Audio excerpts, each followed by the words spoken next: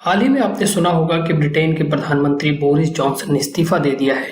अब नए प्रधानमंत्री की खोज हो रही है। ब्रिटेन का पार्लियामेंट सिस्टम लगभग भारत जैसा ही है। वहां भी वोटर भारत की ही तरह सीधे प्रधानमंत्री को नहीं चुनते, बल्कि सांसदों को चुनते हैं। जिस पार्टी को बहुमत होता है उस पार्टी के सांसद अपना नेता चुनते हैं जो प्रधानमंत्री होता है। बोरिस जॉनसन के इस्तीफा देने के बाद पूर्व वित्त मंत्री ऋषि सुनक और विदेश मंत्री एलिजाबेथ ट्रेस, जिन्हें आप लिज ट्रस के नाम से जानते हैं, इन दोनों के बीच टक्कर है। दोनों में से कोई भी प्रधानमंत्री बने, लेकिन बोरिस जॉनसन की विरासत से उन्हें सिर्फ कांटों भरा ताज ही मिलने वाला है। जो भी पीएम बनेगा उसके सामने दो सबसे बड़ी चुनौतियां हैं जिनके बारे में आज हम डिस्कस करने वाले हैं। पहली चुनौती है खराब आर्थिक हालात और देश में बढ़ी हुई कॉस्ट ऑफ लिविंग से लोगों को बचाना, और दूसरी सबसे बड़ी चुनौती होगी पार्टी को एक रखना और 2024 के चुनाव में फिर से जीत दिलाना। कोरोना महामारी के दौरान ब्रिटेन के वित्त मंत्री ऋषि सुनक थे। उनके कार्यकाल में लोन बांटने की योजनाएं सामने आईं, लेकिन कुछ लोगों ने उनमें लूप होल का फायदा उठाया। इस कारण बड़े पैमाने पर लोन फ्रॉड देखने को मिला। लोगों ने लोन तो ले लिया है, लेकिन उसका पैसा वापस नहीं कर रहे हैं, जिसके कारण सरकार ने टैक्स बढ़ाए हैं। क्योंकि मंत्रालय ऋषि सुनक का था, तो सारा ठेकरा उन्हीं पर फोड़ा गया। लोन फ्रॉड ऋषि सुनक के लिए एक बड़ा फेलियर रहा है और लिज ट्रस इसी बात को बार बार हाईलाइट कर रही हैं। टीवी चैनल्स की डिबेट में वो बार बार याद दिला रही हैं कि किस तरह ऋषि सुनक के कार्यकाल में हुए फ्रॉड के कारण टैक्स का बोझ आम जनता पर आया है।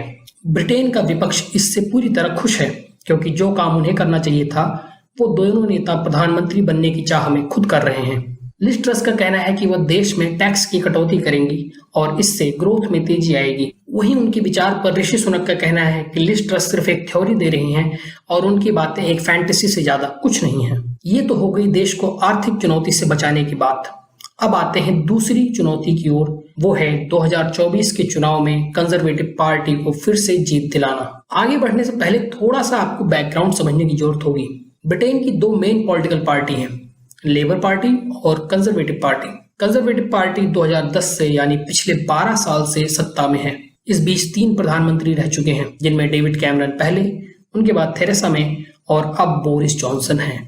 2019 में लोकसभा के चुनाव हुए थे, जिसमें बोरिस जॉनसन पार्टी का प्रमुख चेहरा थे। ब्रिटेन में 4.5 करोड़ से ज्यादा मतदाता हैं, जिनका बहुमत पाकर बोरिस जॉनसन पीएम बने थे। लेकिन लिज ट्रस और ऋषि सुनक का मामला अलग है। इन्हें 1,60,000 टोरी यानी कंजर्वेटिव पार्टी के मेंबर चुनकर भेजेंगे। कोई भी पीएम बनेगा उसके सामने देश में एक्सेप्ट किया जाना एक बड़ी चुनौती होगी, क्योंकि जितने पार्टी मेंबर वोट देंगे वो देश के कुल मतदाता का सिर्फ 0.5% है। इसके अलावा इनकी विचारधारा, उम्र, रहन सहन, आर्थिक स्थिति जैसी चीजें लगभग एक हैं। जबकि आम चुनाव बहुत ही डाइवर्स होता है। उसमें अलग अलग उम्र, अमीर गरीब, अलग अलग देशों से आए लोग जो बाद में ब्रिटिश नागरिक बन गए, वह भी मतदान करते हैं। अब इस पर मैं थोड़ा सा अपनी राय देना चाहता हूँ। ऋषि सुनक की जगह अगर कोई और होता तो शायद इंडिया में ब्रिटेन की पॉलिटिक्स की चर्चा तक न होती। लेकिन भारतीय इस विचारधारा से चल रहे हैं कि जिन अंग्रेजों ने हम पर 200 साल राज किया, उन पर अब हमारा बंदा राज करेगा। तो आप ये मान लीजिए कि ब्रिटेन में भी लोग इस पर विचार कर रहे हैं।